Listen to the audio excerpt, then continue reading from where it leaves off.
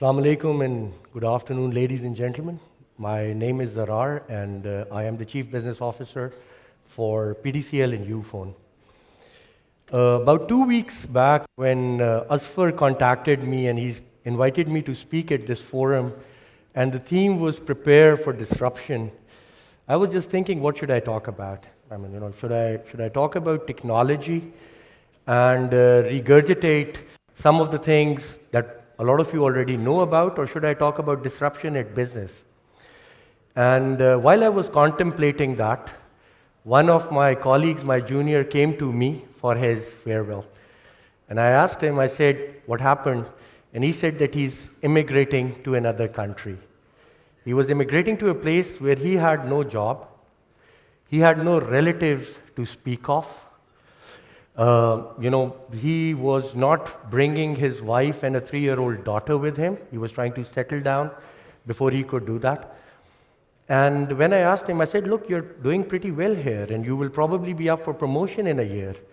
Why would you want to leave all this behind and go to a cold alien country to start anew?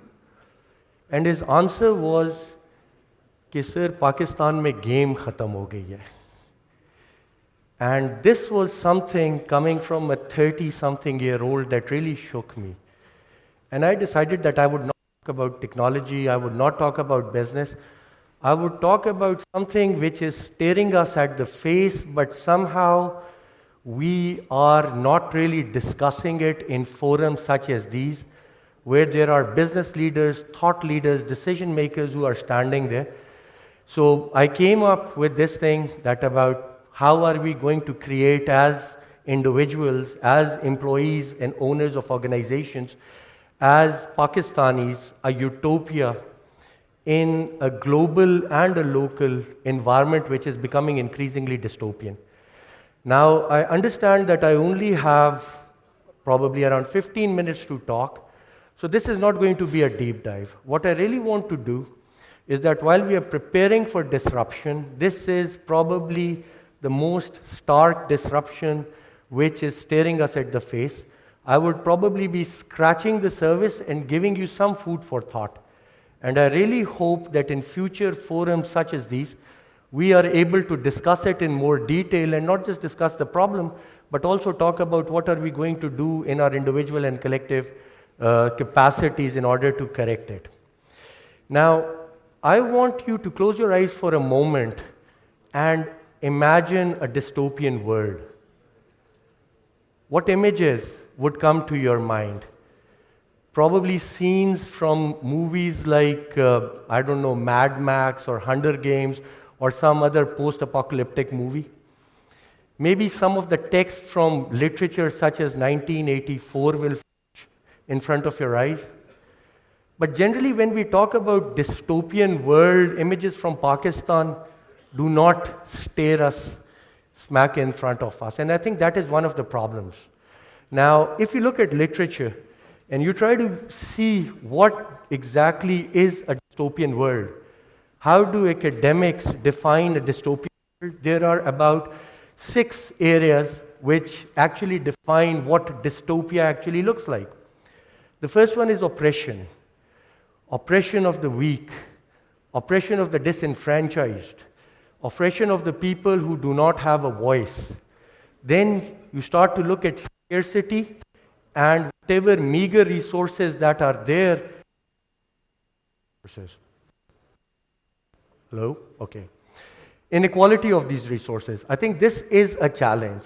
Scarcity may be a phenomena, it may be a transient phenomena, but the real challenge would be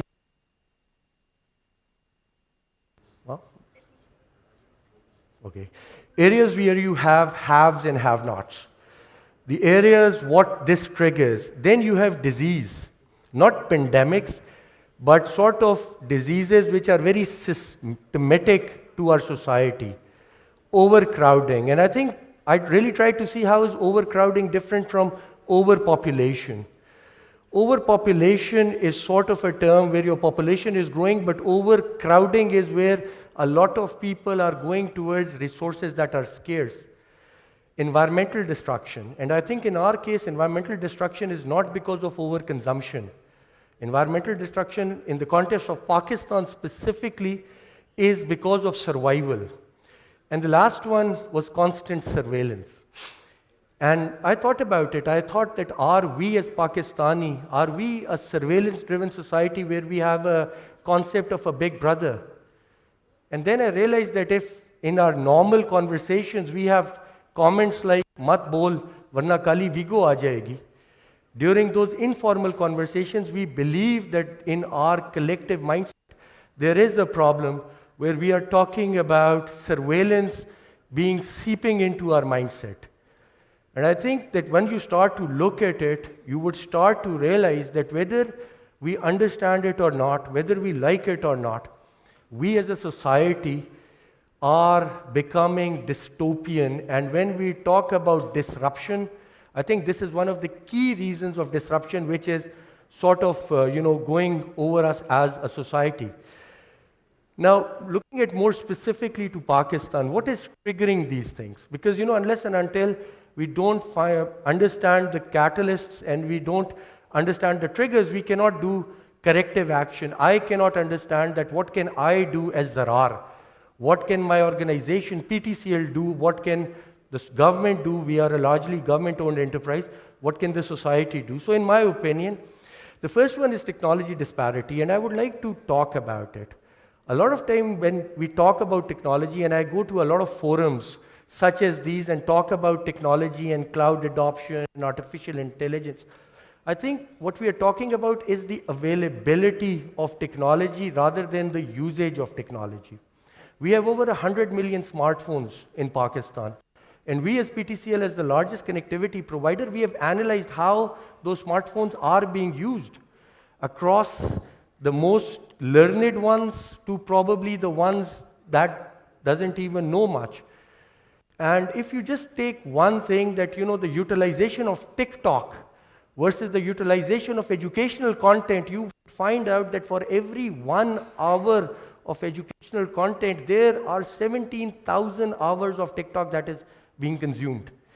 So this is where we are talking about. It is not the availability, but the disparity, and we as collective business leaders need to think about what we are going to do in order to overcome that disparity. The second one is information asymmetry. I think one of the key issues that we are facing is the fact that there is information asymmetry which sort of gets people to engage in information arbitrage. Information asymmetry is an economic term that means that in an economic transaction, one party has either more information or better information. The whole concept of what we talk as middlemen or holding, the key reason for that is that there is information asymmetry which is leading to information arbitrage. That would mean that creates sort of lack of equality. Financial inclusion, I don't want to talk a lot about it because I think the people above me have sort of dissected it between different elements, but what we are seeing that people do not have access to capital. In areas in Sindh, they are still going and buying things like payday loans and everything where the interest rate is over 70%.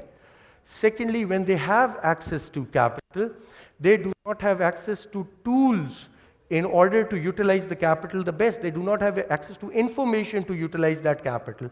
So this is one area.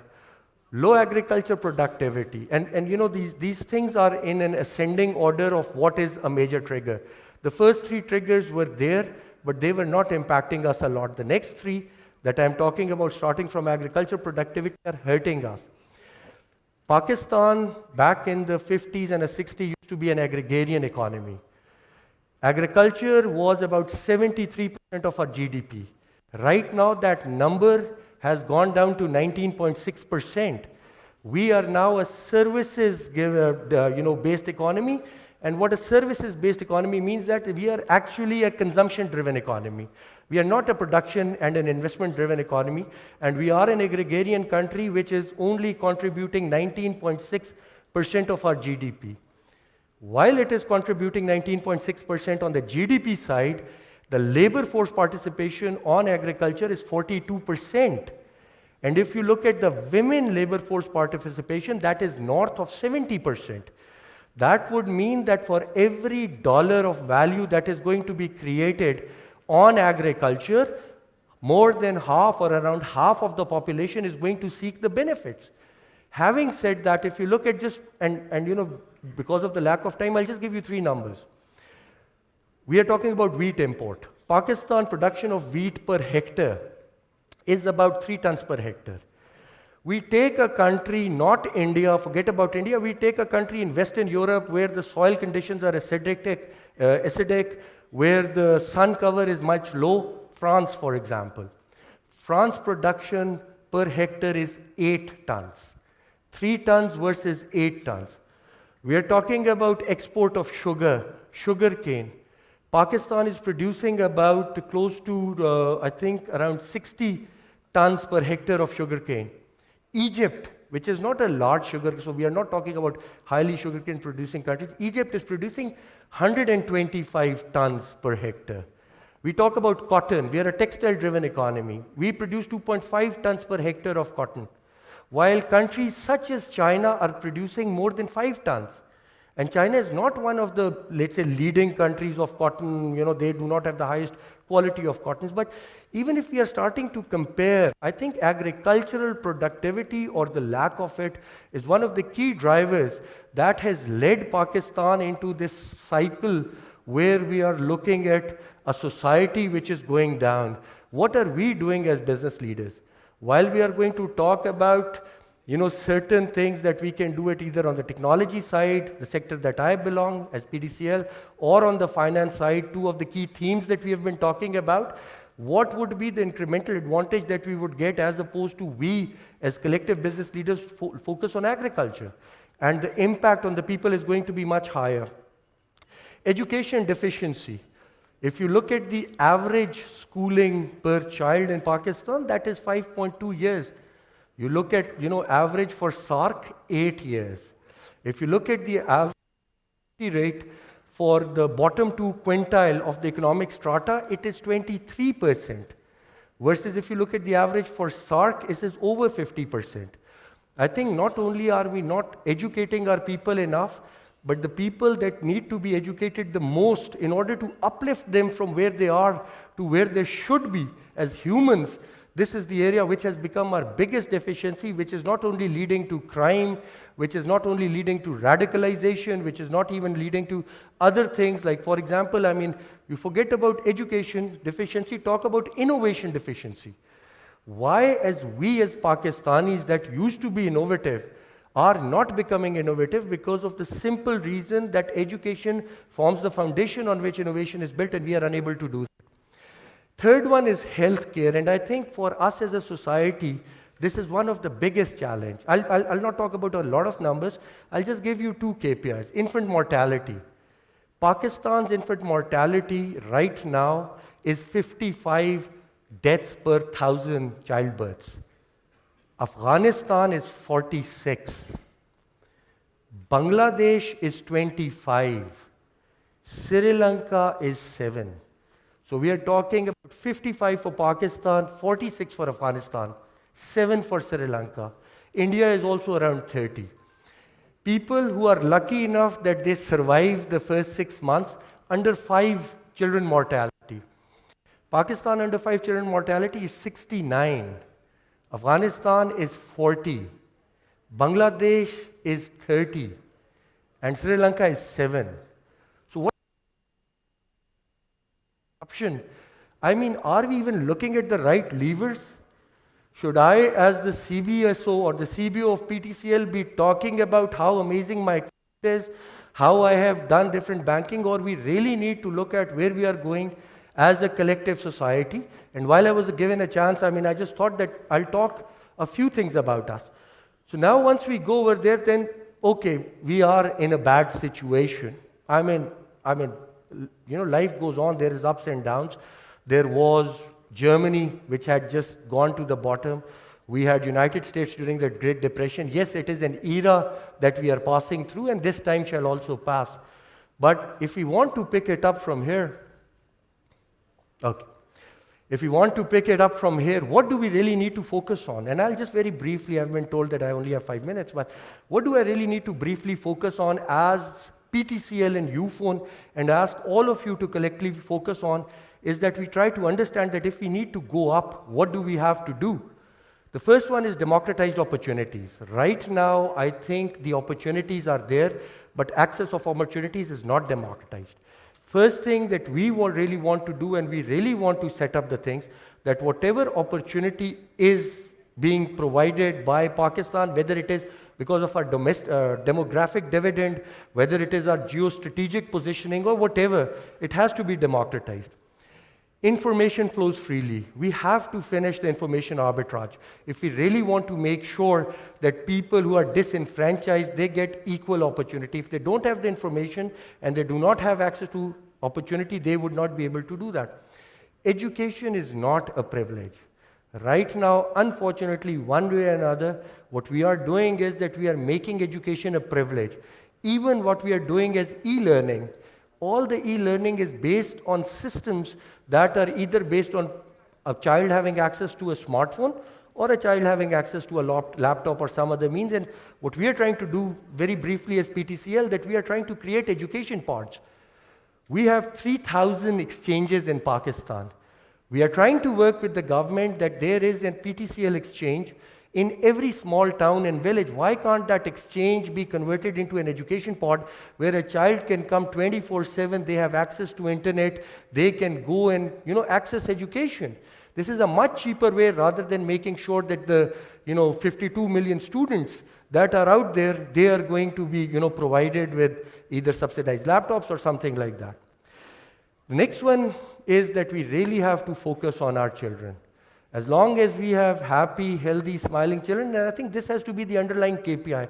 Everything that we need to do as humans, as an organization, and as a society needs to focus on the generation that will inherit Pakistan after 15 years. Now, this is the last slide that I have. Now, knowing that these are the levers, how are we going to build this utopia? What are we going to do to contribute as business leaders with regards to what we are doing in this area? The first one, and I think this is the most important one, that we have to start with the foundation of honesty. Unfortunately, we as a society in Pakistan, we start to, brush some of our challenges under the carpet and over-amplify whatever successes we have. I think we really need to start to focus on the fact that we need to realize and acknowledge where we are standing right now, and then move ahead to build upon that. Inclusive national planning. I think right now, I don't know how many of you have read the 5-year plans that are issued by Planning Commission. So we now have the 2020-2024 plan, and next year the 2025 to 2029 plan would be there. I think inclusive national planning is very, very important. Where are we spending our tax money? What would be the impact of that tax money? Third thing, I think people have said it before, technology is the great equalizer. Today, we know that nobody has to pay $170,000 per year to go to MIT or Harvard or Stanford or University of Pennsylvania. They can get the EDX courses.